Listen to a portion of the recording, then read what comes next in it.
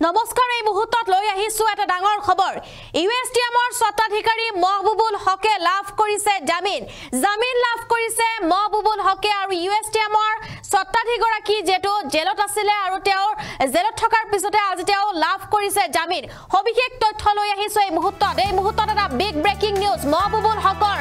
জামিন মঞ্জুৰ কৰিলে উচ্চ ন্যায়ালয়ে জামিন মঞ্জুৰ কৰিলে মহবুবুল হকৰ আৰু গ্ৰেপ্তাৰক লৈ অসম আৰক্ষীৰ বিৰুদ্ধে ন্যায়ালয় নিৰ্দেশ অৱমাননা কৰাৰ অভিযোগ উত্থাপন হৈছে এটা ডাঙৰ খবৰ এই মুহূৰ্তত বিগ ব্ৰেকিং নিউজ এবাৰ কিয়নো আৰক্ষীয়ে মহবুবুল হকক দিয়া নাছিলে এৰেষ্ট মেমো ইয়া অভিযোগ উত্থাপন হৈছে অসম আৰক্ষীৰ বিৰুদ্ধে আৰক্ষীয়ে দিয়া নাছিলে এৰেষ্ট মেমো উচ্চ ন্যায়ালয়ে মঞ্জুৰ কৰিলে জামিন এই মুহূৰ্তৰ এটা বিগ ব্ৰেকিং নিউজ আৰু পাথাৰকান্দিৰ 54/25 নম্বৰৰ গোচৰত জামিন লাভ কৰিছে ইউএছটিএমৰ স্বত্বাধিকাৰী যেটো অৱশ্যে এতিয়াও প্ৰশস্ত হোৱা নাই মুকলি আকাশৰ তললৈ অহাৰ পথ আৰু এই মুহূৰ্তত ডাঙৰ খবৰ এয়া মহবুবুল হকৰ বিৰুদ্ধে ৰুজু হৈছিল দুটাকৈ গোচৰ ৰুজু হোৱা মহবুবুল হকৰ এতিয়া জামিন লাভ কৰিলে ইউএছটিএমৰ স্বত্বাধিকাৰী গৰাকী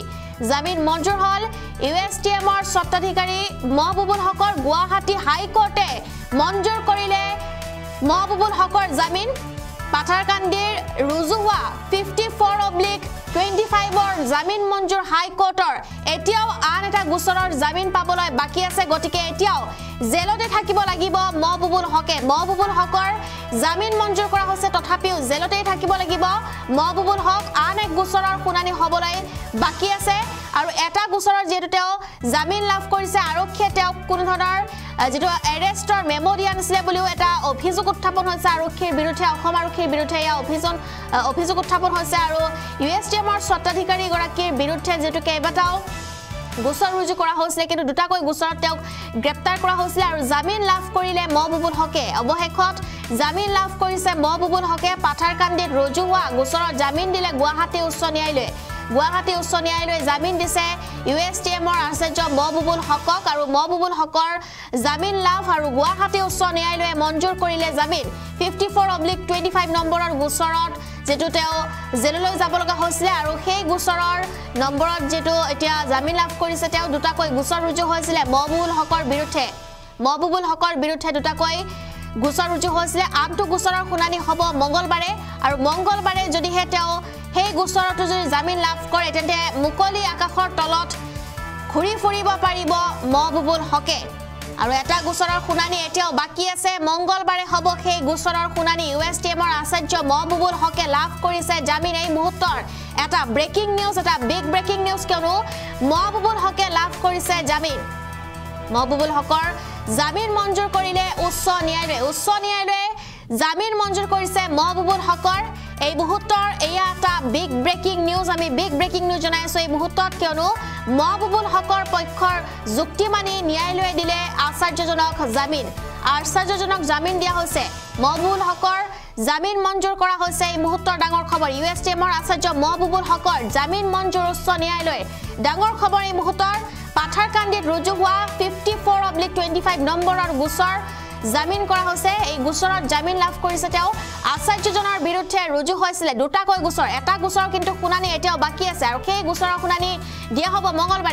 মঙ্গলবাৰে হ'ব আনটো গোচৰৰ জামিনৰ শুনানি সেই গোচৰত তেওঁ জামিন লাভ কৰিব নে নকৰে সেই শুনানি দিয়া হ'ব মঙ্গলবাৰে দুটাকৈ গোচৰত গ্ৰেপ্তাৰ হৈছিল মহবুবুল হক আৰু এটা গোচৰত তেওঁ জামিন লাভ কৰিছে আৰু আনটো গোচৰৰ শুনানি এতিয়াও বাকি আছে আৰু হকক গ্ৰেপ্তাৰৰ সময়ত উচ্চতম ন্যায়ালয়ৰ নিৰ্দেশ অৱমাননা কৰিছিল অসম আৰক্ষীয়ে